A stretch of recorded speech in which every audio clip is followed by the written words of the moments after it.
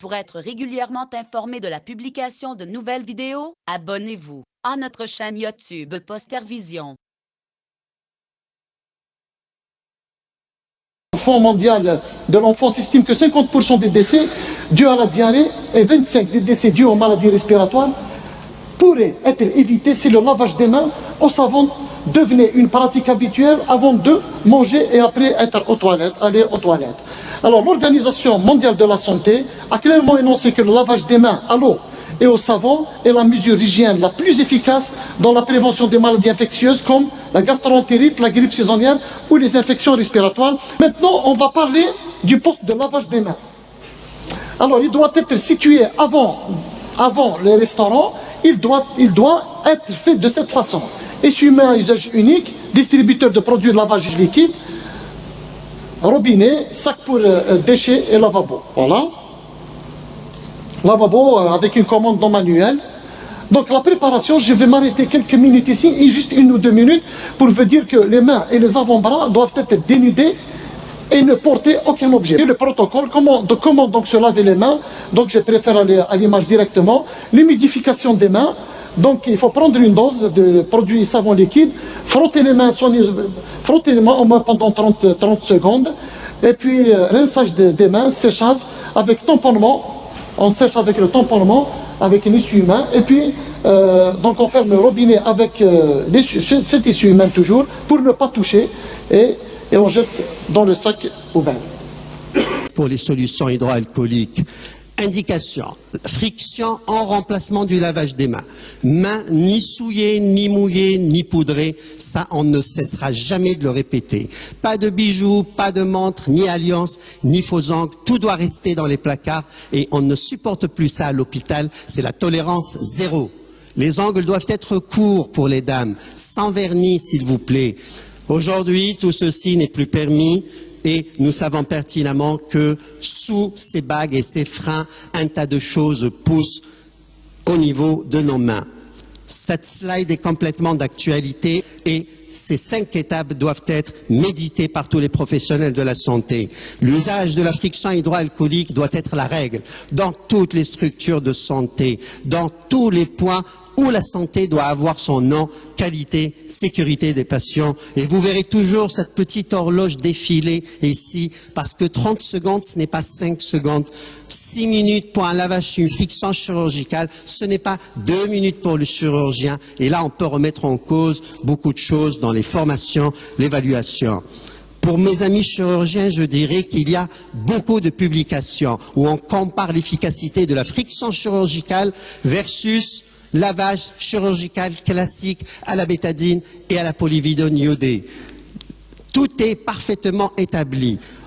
Beaucoup de sécurité, une réduction parfaite de la flore résidente, mais surtout une meilleure tolérance pour vos mains.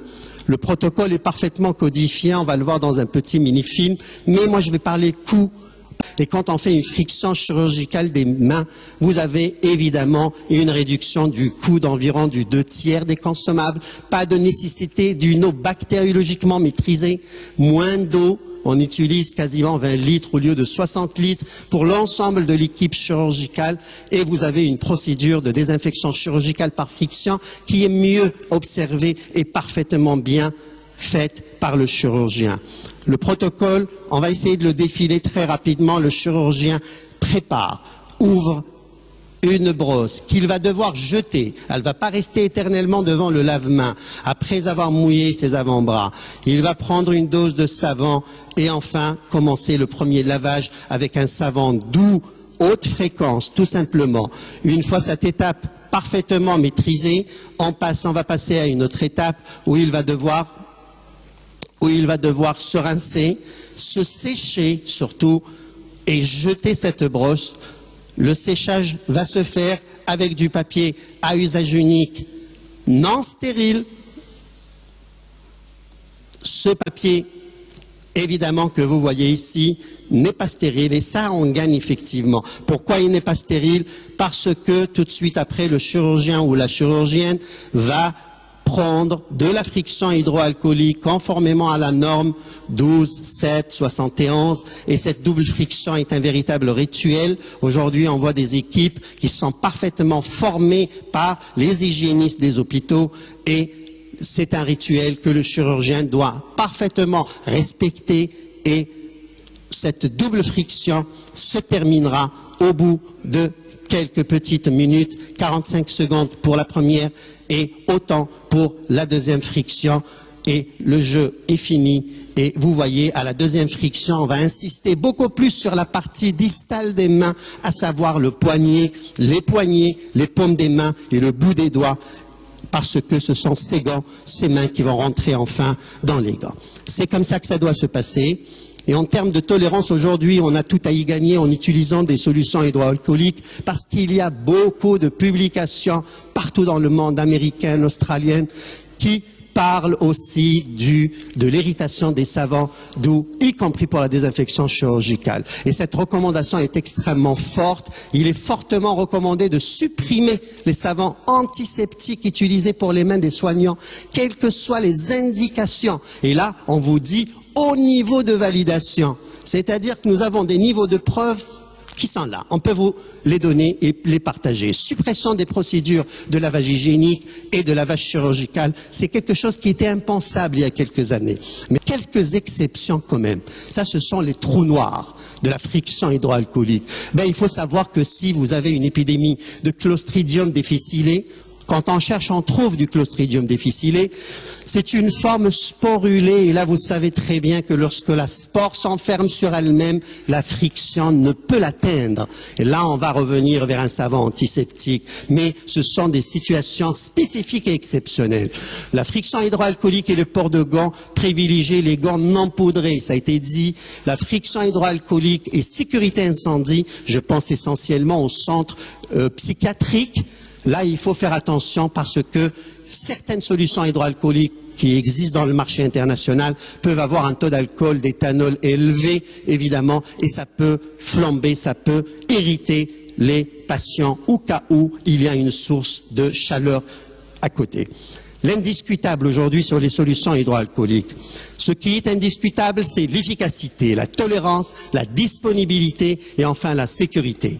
L'utilisation doit être appropriée, une gestuelle efficace, respect des précautions d'emploi en termes de toxicité, de tolérance. Et ça, on parlera de la toxicité. Mise en place programmée, annoncée. On n'arrive pas dans un service, on jette des cartons et on part. Non, il faut préparer le personnel. Il faut éduquer d'une façon organisée, formée. L'acceptation, la résistance au changement, c'est quelque chose que vous connaissez. L'assurance de la disponibilité des produits, l'hygiène hospitalière, ce n'est pas un phénomène de mode.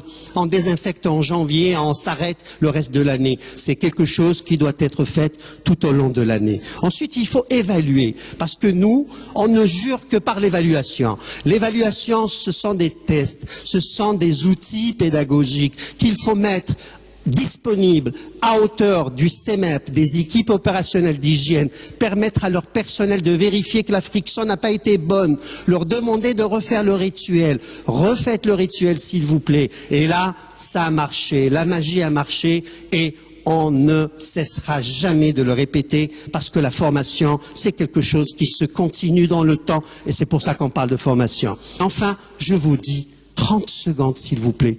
Prenez 30 secondes à chaque fois que vous êtes en face d'un patient. Dites-vous que ce sont ces 30 secondes qui vont lui sauver la vie. Et 30 secondes, où que vous soyez, néonatologie, chirurgie, réfection d'un pansement et autres, on est à ce niveau-là, encore une fois, et je vous remercie d'avoir été patient. Merci d'avoir regardé cette vidéo. Abonnez-vous et partagez-la sur Facebook. À très bientôt pour d'autres vidéos.